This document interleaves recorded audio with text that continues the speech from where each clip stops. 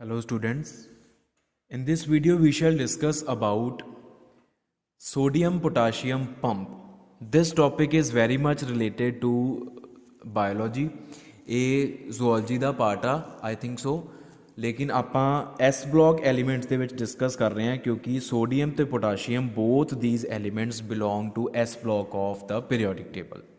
तो ਜਿਹੜਾ sodium potassium pump ਆ ਬੇਟਾ ਇਹ ਹੈ ਅਸਲ ਦੇ ਵਿੱਚ role of sodium and potassium ions in biological systems ਕਿ biological role of sodium and potassium ਕਿ ਹਿਊਮਨ ਬੋਡੀਜ਼ ਦੇ ਅੰਦਰ ਜਾਂ ਅਦਰ ਲਿਵਿੰਗ ਸਿਸਟਮਸ ਦੇ ਬੋਡੀ ਦੇ ਅੰਦਰ ਸੋਡੀਅਮ ਤੇ ਪੋਟਾਸ਼ੀਅਮ ਦਾ ਕੀ ਰੋਲ ਆ।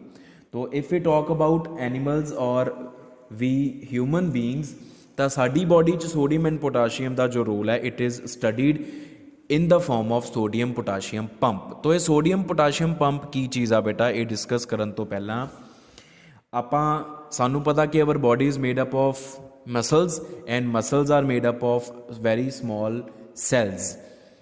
तो आ मान लो है एक cell the membrane, this is a cell membrane, ठीक है।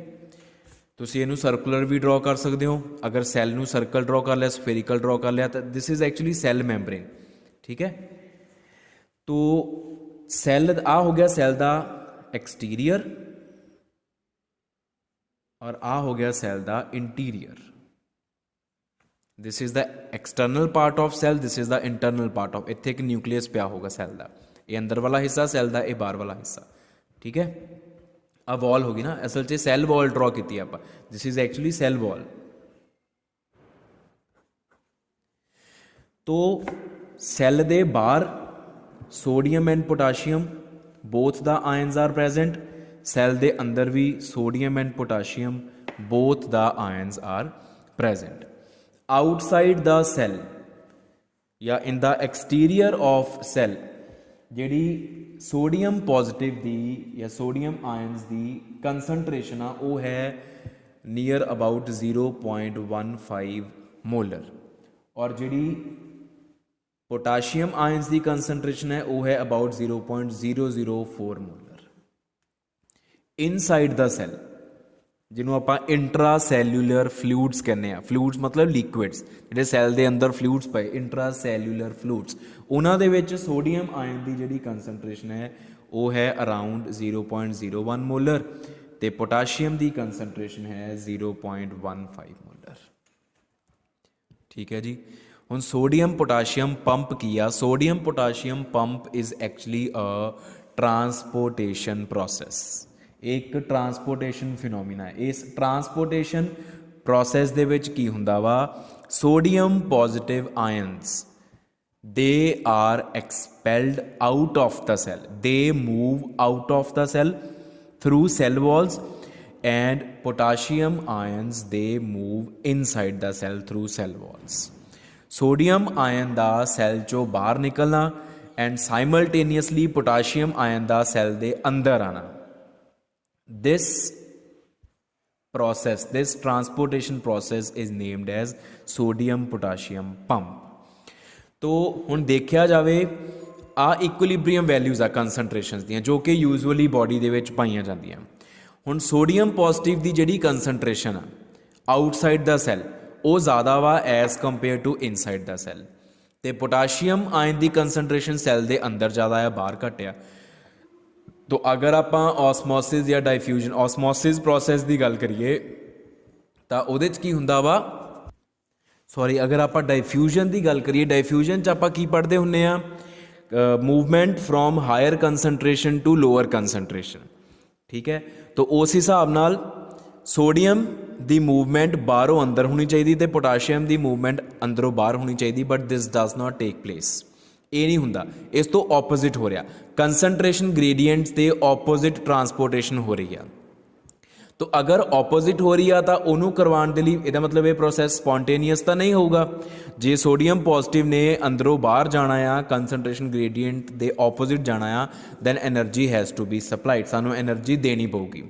ਤੋ ਇਹ ਵਾਲੀ ਐਨਰਜੀ ਜਿਹੜੀ ਸੋਡੀਅਮ ਪੋਜ਼ਿਟਿਵ ਨੂੰ ਬਾਹਰ ਕੱਢਣੀ ਚਾਹੀਦੀ ਆ ਜਾਂ ਪੋਟਾਸ਼ੀਅਮ ਨੂੰ ਅੰਦਰ ਲੈ ਕੇ ਆਉਣ ਦੇ ਲਈ ਚਾਹੀਦੀ ਆ, that energy is provided by ATP molecule.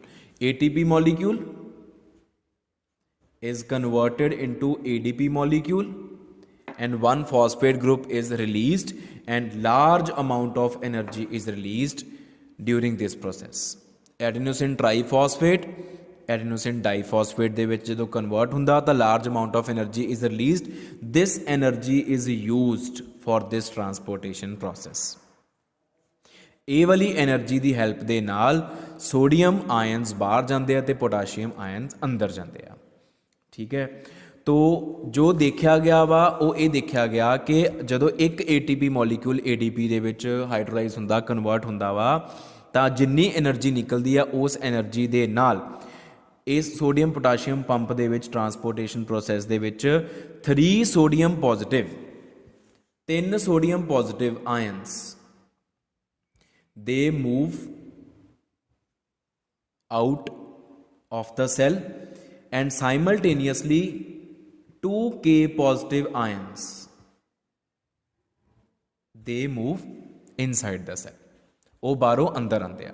3 sodium positive ions ਬਾਹਰ ਚਲੇ ਗਏ, 3 Na ਪੋਜ਼ਿਟਿਵ ਬਾਹਰ ਚਲੇ ਗਏ ਔਰ 2K ਪੋਜ਼ਿਟਿਵ ਅੰਦਰ ਆ ਗਏ। ਜਦੋਂ ਇੱਕ ਵਾਰ ਸੋਡੀਅਮ ਪੋਟਾਸ਼ੀਅਮ ਪੰਪ ਕੰਮ ਕਰਦਾ ਇੱਕ ਟਰਾਂਸਪੋਰਟੇਸ਼ਨ ਪ੍ਰੋਸੈਸ ਦੇ ਵਿੱਚ, ਜਦੋਂ ਇੱਕ ATP ਮੋਲੀਕਿਊਲ ADP 'ਚ ਕਨਵਰਟ ਹੁੰਦਾ, ਤੋ ਜਦੋਂ 2 ATP ਹੋ ਜਾਣਗੇ ਤਾਂ 6 ਸੋਡੀਅਮ ਪੋਜ਼ਿਟਿਵ ਬਾਹਰ ਗਏ, 4 K ਪੋਜ਼ਿਟਿਵ ਅੰਦਰ ਆਏ। ਤੋ ਅਗਰ ਆਪਾਂ ਇੱਕ ਵਾਰੀ ਪੰਪ ਜਦੋਂ ਚੱਲਦਾ ਵਾ ਉਹਦੀ ਗੱਲ ਕਰੀਏ ਤਾਂ ਤੁਸੀਂ ਇਹ ਦੇਖੋ ਕਿ 3 ਪੋਜ਼ਿਟਿਵ ਚਾਰਜ ਬਾਹਰ ਚਲਾ ਗਿਆ, 2 ਪੋਜ਼ਿਟਿਵ ਚਾਰਜ ਅੰਦਰ ਆ ਗਿਆ। ਇਹਦਾ ਮਤਲਬ 1 ਪੋਜ਼ਿਟਿਵ ਚਾਰਜ ਬਾਹਰ ਐਕਸਟਰਾ ਜਾ ਰਿਹਾ ਵਾ। 3 ਪੋਜ਼ਿਟਿਵ ਇੱਥੇ ਆ ਗਿਆ, 3 ਪੋਜ਼ਿਟਿਵ ਅੰਦਰ ਆਇਆ 2 ਪੋਜ਼ਿਟਿਵ, ਇੱਥੇ ਹੋ ਗਿਆ 6 ਪੋਜ਼ਿਟਿਵ, ਇੱਥੇ ਹੋ ਗਿਆ 4 ਪੋਜ਼ਿਟਿਵ। ਇਹਦਾ ਮਤਲਬ there is charge difference. Cell wall cell membrane ਦੇ ਅਕ੍ਰੋਸ ਚਾਰਜ ਡਿਫਰੈਂਸ ਪ੍ਰੋਡਿਊਸ ਹੁੰਦਾ ਵਾ ਜਦੋਂ ਇਹ ਸੋਡੀਅਮ ਪੋਟਾਸ਼ੀਅਮ ਪੰਪ ਚੱਲਦਾ ਵਾ। ਤੋ due to this sodium potassium pump there takes place the formation of layers of opposite charges across the cell wall. ਜਿਹੜੀ cell ਵਾਲ ਆ, ਸੈੱਲ ਮੈਂਬਰੇਨ ਆ, ਉਹਦੇ ਬਾਹਰਲੇ ਪਾਸੇ ਪੋਜ਼ਿਟਿਵ ਲੇਅਰ ਬਣ ਜਾਂਦੀ, ਪੋਜ਼ਿਟਿਵ ਚਾਰਜ ਦੀ ਲੇਅਰ, ਔਰ ਅੰਦਰਲੇ ਪਾਸੇ ਨੈਗੇਟਿਵ ਚਾਰਜ ਦੀ ਲੇਅਰ। ਤੋ ਇਸ ਆਪੋਜ਼ਿਟਲੀ ਚਾਰਜਡ ਲੇਅਰਸ ਦੇ ਕਰਕੇ ਇੱਕ ਪੋਟੈਂਸ਼ੀਅਲ ਡਿਫਰੈਂਸ ਪ੍ਰੋਡਿਊਸ ਹੁੰਦਾ ਵਾ, ਇੱਕ ਇਲੈਕਟ੍ਰੋਡ ਪੋਟੈਂਸ਼ੀਅਲ ਪ੍ਰੋਡਿਊਸ ਹੁੰਦਾ, and this potential difference is responsible for the working of nervous system of the body and transportation of other substances across the cell membrane. तो इस potential difference ਦੇ ਕਰਕੇ ਹੀ ਹੋਰ substances ਦੀ transportation ਹੁੰਦੀ ਆ across the cell wall, ਔਰ ਇਹਦੇ ਕਰਕੇ ਹੀ body ਦਾ ਜਿਹੜਾ nervous system ਆ ਉਹ ਚੱਲਦਾ ਰਹਿੰਦਾ ਆ, ਜਿਹਨੂੰ ਆਪਾਂ ਕਹਿ ਦਿੰਦੇ ਆ ਕਿ ਇਹਦੇ ਕਰਕੇ ਹੀ ਸਾਡੀ body ਦੇ ਜਿਹੜੇ muscles ਦਾ ਜਿਹੜੀ ਫੰਕਸ਼ਨਿੰਗ ਆ, ਮਸਲਸ ਦੀ ਵਰਕਿੰਗ ਆ ਉਹ ਹੁੰਦੀ ਰਹਿੰਦੀ ਹੈ due to this sodium potassium pump ਵਿਚ is responsible for the production of electric potential difference across the cell wall. So this is all about sodium potassium pump.